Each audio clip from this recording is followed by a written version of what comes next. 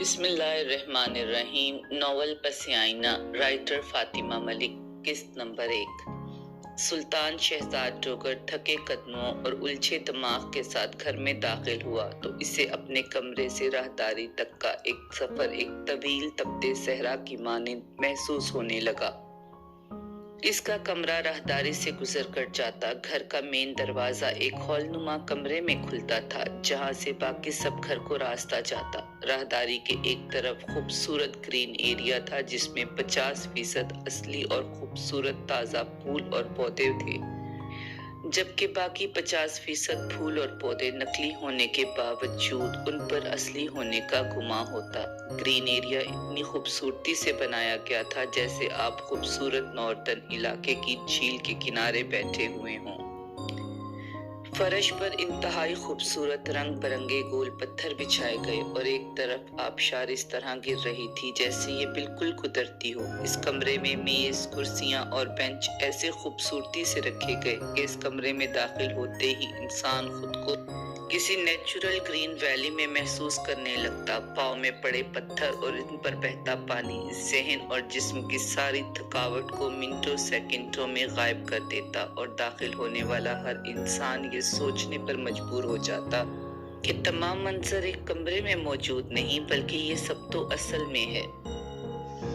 Hall کے ایک طرف بہت بڑا کچن جبکہ کچن کے ساتھ ہی ڈائننگ روم تھا اور کچن کے ایک کاؤنٹر سے ڈائننگ روم کو کھڑکی نما جگہ دی گئی تھی تاکہ ملازم وہاں سے بآسانی کھانا لگا سکیں اور گندے برتن بھی واپس رکھ سکیں۔ ڈائننگ روم کے ساتھ مہمانوں کو بٹھانے کے لیے بہت خوبصورت اور آسائش سے آراستہ ڈرائنگ روم موجود تھا، جبکہ گھر کے سبھی لوگ عام طور پر ہال میں زیادہ وقت گزارتے تھے۔ راہداری کی دوسری طرف کمرے تھے۔ ہر کمرے کے دروازے کے دونوں اطراف میں خوبصورت پھولوں سے سجے گلدان رکھے تھے۔ راہداری کا اختتام شہزاد ڈوگر کے کمرے پر ہوتا تھا۔ شہزاد ڈوگر کو اپنے کمرے میں جانے کے لیے ایک طویل راہداری سے گزر کر جانا ہوتا۔ مین ڈور سے کمرے تک کا سفر اب اسے کئی صدیوں سے جتنا لمبا اور تھکا دینے والا لگتا۔ شہزاد ڈوگر راہداری سے گزر رہا تھا کہ علیزے کی رس کھول دینے والی بہت ہی مدھم آواز پر اس کے قدم رک گئے۔ یہ آواز سننے کو اس کے کان ترستے تھے۔ وہ آواز کا تعقب کرتے ہوئے بے اختیار سارا کے کمرے کی طرف بڑھنے لگا، مگر کچھ فاصلے پر ہی اس کے پاؤں رک گئے، ایسے جیسے کہ اس کے قدم من کے ہو گئے ہوں اور سارا جسم اور چہرہ پسینے سے شرابور۔ چاہ کر بھی اس میں سکت نہ رہی کہ آگے بڑھے۔ 25 سال بعد اسے اپنی غلطیوں اور گناہوں پر افسوس ہو رہا تھا۔ اسے ڈر لگ رہا تھا کہ کہیں وقت کا پہیہ گھوم نہ جائے۔ وہ چاہتا تھا کہ زندگی کو 25 سال پیچھے کر دے اور اپنی غلطیوں کو سدھار لے، مگر اب ایسا کب ممکن تھا؟ 25 سال پیچھے، جب علیزے دلہن بن کر اس کی زندگی میں آئی۔ علیزے کو وکالت پڑھنے کا بہت شوق تھا۔ اس کے والدین کے خیال کے مطابق وکالت میں لڑکیوں کے لیے کم از کم پاکستان میں تو کوئی مستقبل نہیں تھا۔ علیزے کے خاندان میں ڈاکٹر بننے کا رواج تھا۔ اس کے والد اور والدہ دونوں ہی ڈاکٹر تھے۔ اس کے چاچو اور خاندان میں کے سبھی لوگ میڈیکل کی تعلیم لے رکھی تھی۔ اس کے خوابوں اور وکالت کی طرف اس کی دل لگاؤ نے اس کے والدین کو اس کی خواہش کے آگے ہتھیار ڈالنے پر مجبور کر دیا اور اس طرح علیزے کو وکالت پڑھنے کی اجازت مل گئی۔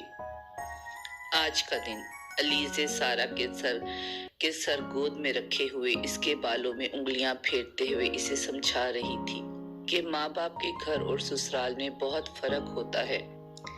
ماں باپ کا گھر ناز نخرے دکھانے کی جگہ ہے، من مانی کرنے اور موج مستی کرنے کی جگہ، جب جو دل کرے وہ کیا، مگر سسرال میں انسان پابند ہو جاتا ہے۔ ان کے گھر کے ماحول کے مطابق ڈھلنا ضروری ہوتا ہے۔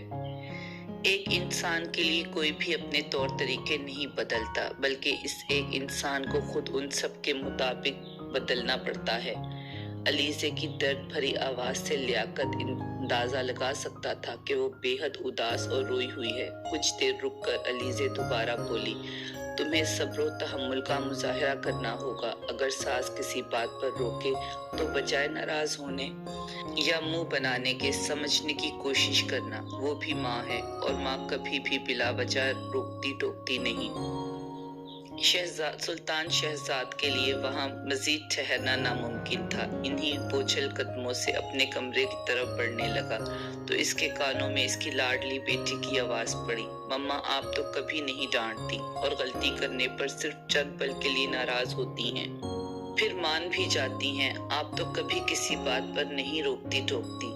शहजाद सुल्तान डोगर आज बहुत खुद को बेबस महसूस कर रहा था। सोच रहा था, काश अल्लाह ताला ने बेटियों की शादी का रवाज न रखा होता। काश अपने जिगर का टुकड़ा दूसरों के हवाले न करना पड़ता तो वो कभी अपनी लाडली बेटी की शादी न करता।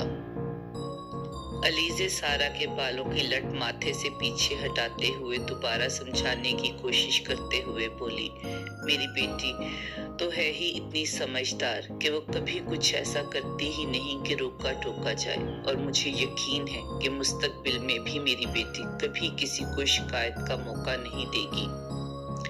सारा बहुत इल्तिजाई अंदाज में बोली, मम्मा प्लीज मुझे शादी नहीं करनी।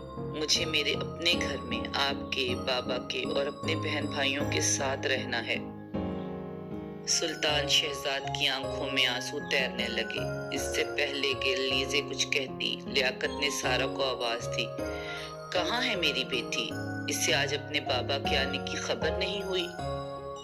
सारा छोटे बच्चों की तरह बेइख्तियार दरवाजे की तरफ लपकी। सारा के कमरे से निकलते ही अलीज़े अपने कमरे में जाने के लिए उठी, मगर एकदम वही सोफे पर तकरीबन गिर सी गई।